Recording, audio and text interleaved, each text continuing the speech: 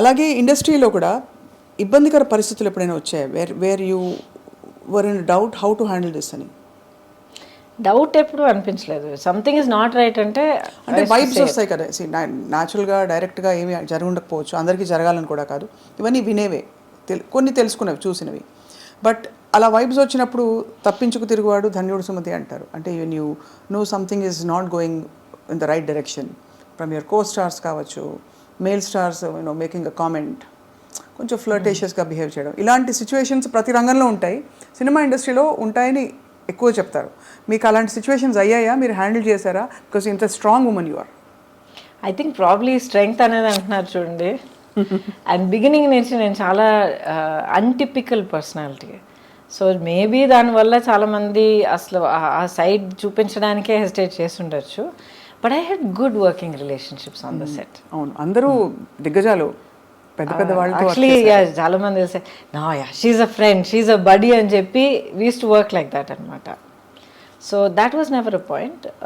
ఇప్పుడు నెగిటివ్ ఇదంటే కొంతమంది డెఫినెట్గా వాళ్ళ వర్కింగ్ పద్ధతి మనకు నచ్చదు అంటే వాళ్ళ ఒక మేబీ కొంతమంది అలాంటి ఇంటెన్షన్ కాదు, అంటే maybe somebody will be rude, లేకపోతే కొంతమంది ఎవరైనా ఒక డైరెక్టర్స్ ఏమో చాలా హార్ష్గా మాట్లాడచ్చు. అది నేను ఎప్పుడు పుటప్ చేయలేదు. పుటప్ చేయలేదా? చెప్పేస్తారా రూడ్గా ఉండకండి? I also said I'm sorry అండి, ఇలా ఈ పద్ధతిలో నా వల్ల కాదు, 2 days 3 days షూటింగ్ అయింది, ఆ షూటింగ్ ఎక్స్పెన్సెస్ నేను తిరిగి ఇచ్చేస్తాను మీకు, please find someone else. I have done that. అయితే అదే బెటర్ అండి, రాదర్ దెన్ ఇలా కంటిన్యూ అయ్యి మళ్ళీ ఇంకా సినిమా కమిట్ అయిన తర్వాత ప్రొడ్యూసర్గా మీకు చాలా ఇబ్బంది కలుగుతుంది, వద్దండి, నేను లేకపోయినా కూడా మీ సినిమా అవుతుంది.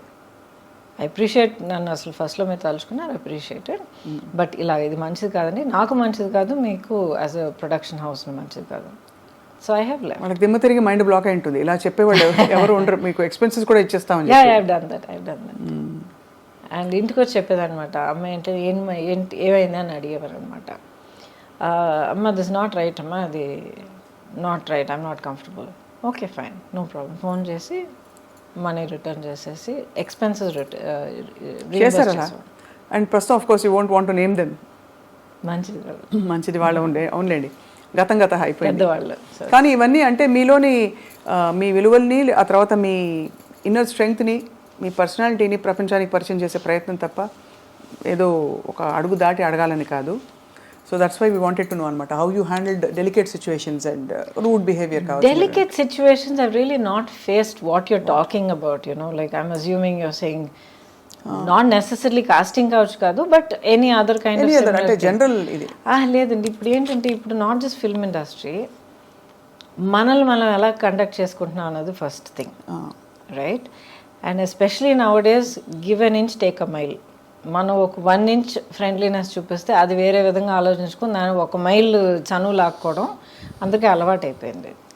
సో మనం మన యాక్షన్స్, మన ఆలోచనలు, వీ షుడ్ బి కాన్షియస్. నేను ఇలా ఉండి, ఇలా మాట్లాడి, ఇలా ప్రవర్తించి, ఇంత ఒక ఫ్రెండ్లీనెస్ చూపిస్తే ఎలాంటి రిజల్ట్ రావచ్చు, దానికి నేను ప్రిపేర్డా కాదా? దీంట్లో రైట్ అండ్ రాంగ్ అని నేను చెప్పట్లే, ఎవరిని నేను జడ్జ్ చేయట్లే, వాళ్ళ కంపల్షన్స్ వాళ్ళకు ఉంటుంది. అవును, కరెక్ట్. రెండో మనిషికి కూడా తెలియడానికి అవకాశం లేదు. Correct. But you first have to be clear, ఇలాంటి ఒక రిజల్ట్ దానివల్ల కలిగితే can I handle it, do I want to handle it? Yes అంటే it's your decision, if you say no find another way, as simple as that.